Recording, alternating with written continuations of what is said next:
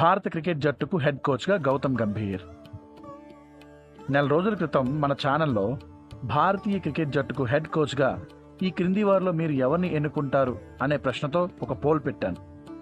మన సబ్స్క్రైబర్లు సెహ్వాగ్ మరియు గంభీర్లకు ప్రాధాన్యం ఇచ్చారు.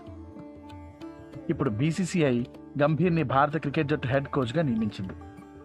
గంభీర్ దూకుడైన ప్లేయర్, మంచి నైపుణ్యాలను కలిగిన వ్యక్తి. భారత క్రికెట్ జట్టు సాధించిన 2 ఐసీసీ ట్రోఫీల్లో కీలక ఆటగాడిగా అత్యుత్తమ ప్రదర్శనను కనబరిచిన వ్యక్తి. 2007లో ఐసీసీ మొదటిసారి నిర్వహించిన T20 వరల్డ్ కప్ ఫైనల్ మ్యాచ్లో 54 బంతులాడి 8 4లు 2 సిక్సర్లతో 75 పరుగులు సాధించాడు గంభీర్. మరియు 2011 వన్డే వరల్డ్ కప్ ఫైనల్లో 122 బంతుల్లో 9 4లతో 97 పరుగులు సాధించి జట్టు విజయాల్లో కీలక పాత్ర పోషించాడు. ఐపీఎల్లో కోల్కతా నైట్ రైడర్స్ జట్టుకు నాయకునిగా వ్యవహరించి ఆ జట్టును 2012 మరియు 2014లో టైటిల్ విజేతగా నిలిపాడు. 2009లో Gambhir ICC test player of the year అవార్డుని కూడా అందుకున్నాడు. కోహ్లీతో వివాదం. 2013 ఐపీఎల్లో రాయల్ ఛాలెంజర్స్ బెంగళూరు మరియు కలకత్తా నైట్ రైడర్స్ మధ్య జరిగిన ఓ మ్యాచ్లో గౌతమ్ గంభీర్ మరియు విరాట్ కోహ్లీకి మధ్య జరిగిన వాగ్వాదం మాత్రం భారత్ క్రికెట్ చరిత్రలో ఒక హాట్ టాపిక్.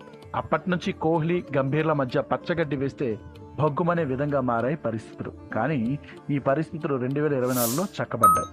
ఈ ఇద్దరు కూడా ఐపీఎల్ 2024లో తమ మధ్యనున్న వైరుధ్యాన్ని తొలగించుకొని మళ్ళీ కలవడం వీరిద్దరు ఫ్యాన్స్కు ఆనందకరమైన విషయం. అలాగే భారత జట్టు ఫ్యాన్స్ కూడా ఆనందకరమైన విషయం. దూకుడుగా ఆడే గౌతమ్ గంభీర్ ఒత్తిడి సమయాల్లో బ్యాటింగ్ చేసే విధానం, టీంని ముందుండి నడిపే విధానం మాత్రం అద్భుతం. ఆ విధానమే మెంటార్గా 2024 ఐపీఎల్ సీజన్లో కలకత్తా నైట్ రైడర్స్ జట్టు విజయానికి కారణమైంది.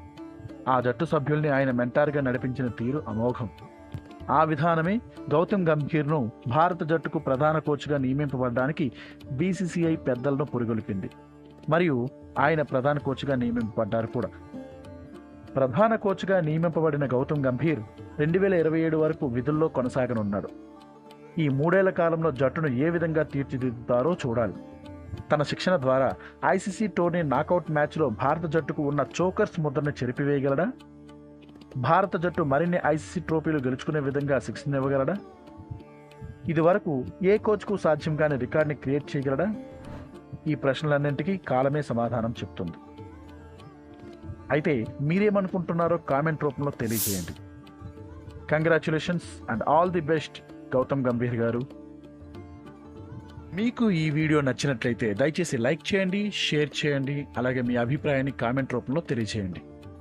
ఇలాంటి మరిన్ని ఇంట్రెస్టింగ్ అప్డేట్స్ తెలుసుకోవాలనుకుంటే దయచేసి మన ఆర్జే నాలెడ్జ్ ఛానల్ని సబ్స్క్రైబ్ చేయండి. అలాగే గంట సింబల్ని ఆన్లో ఉంచుకోండి. ధన్యవాదాలు. Thank you so much. Have a nice day.